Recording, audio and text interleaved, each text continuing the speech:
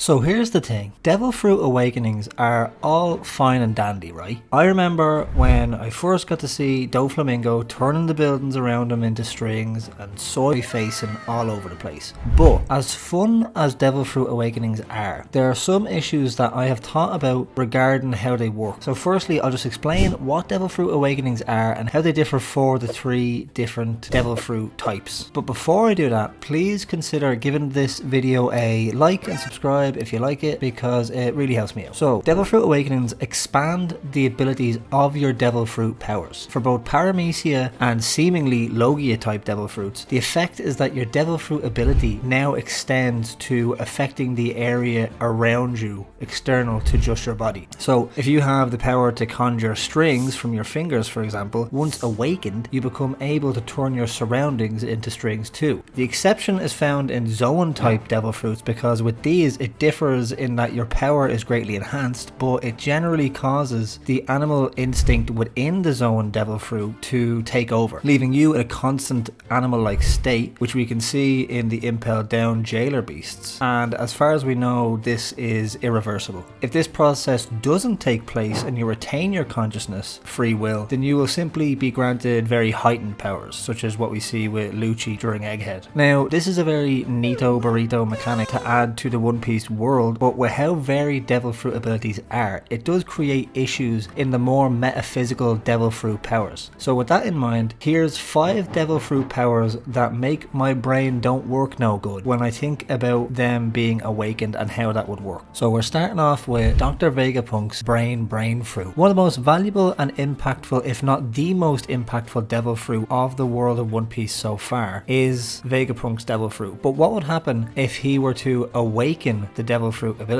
Staying consistent with the rules about awakenings, he should be able to add knowledge or expand the brain capacity to other people or animals. So that would mean that he could create geniuses out of animals and people around him. Now, I suppose this in a sense is already what the fruit does, since information and knowledge can be passed on or even retained through the use of his clones, but it's still a very strange awakening possibility, because it would kind of just fast track the transfer of knowledge that could be potentially granted from this fruit in the first place, particularly with the animal side of things, like to make animals geniuses. It's almost like what happened with Chopper, but with other animals. Number 2 is Brook's Revive Fruit. I have no idea how to wrap my head around what this awakened Devil Fruit would actually do, since the base power enhances the soul to such a degree that it remains in the body after death. But surely that would mean that an awakened Revive Fruit would be able to grant the people around you with the same abilities. So there's a potential that Brook could literally make the whole crew spooky, scary skeletons, as well as possibly even someone like Laboon to keep them as a companion forever. This is, of course, an incredibly overpowered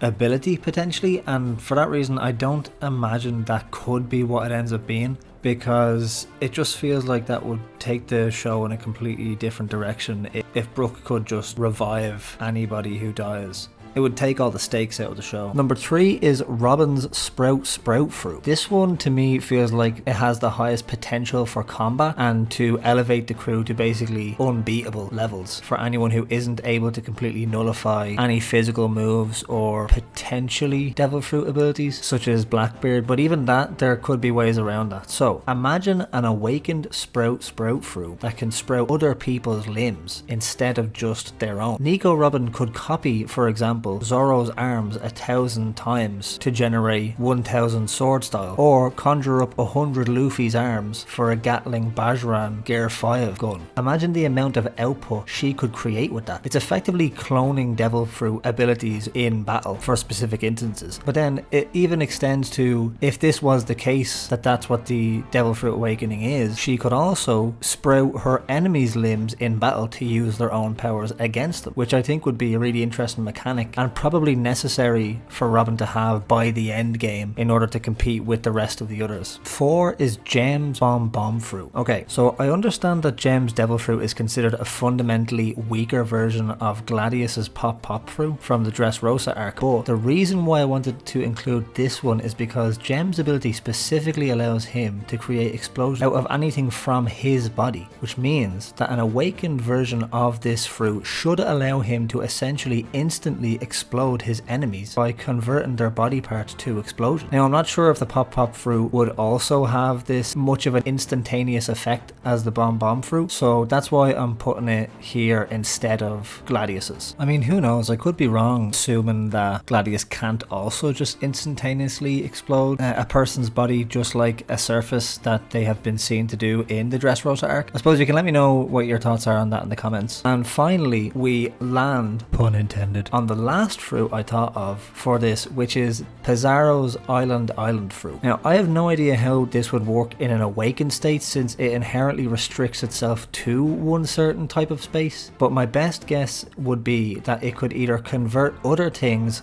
/ people to islands, or that his island range would extend into the sky and the sea around it, granting him effectively just further control over a larger mass. Taking into consideration the already enormous size that he is while inhabiting Hachinosu, if this devil fruit power were awakened, that could expand his potential reach and size tenfold. Not to mention, in a world that is already mostly water and could be at some point soon even more covered in water considering the most recent events and revelations of Egghead, his devil fruit power and devil fruit ability, if awakened, could prove invaluable. Like, say for example, if he were to create islands by raising up land masses from the ocean, that could potentially create a last bastion for the Blackbeard pirates in an ocean filled world. But this devil fruit does highlight, better than the others I think, that a lot of devil fruits don't necessarily allow for just a standard awakening, which would be to control the area around it instead, because it doesn't exactly apply to every devil fruit in terms of it making sense. Like, for example, Bartholomew Kuma's Paw Paw fruit, what exactly would that even look like if it were awakened? I can't, well, I mean, that ability already is quite obscure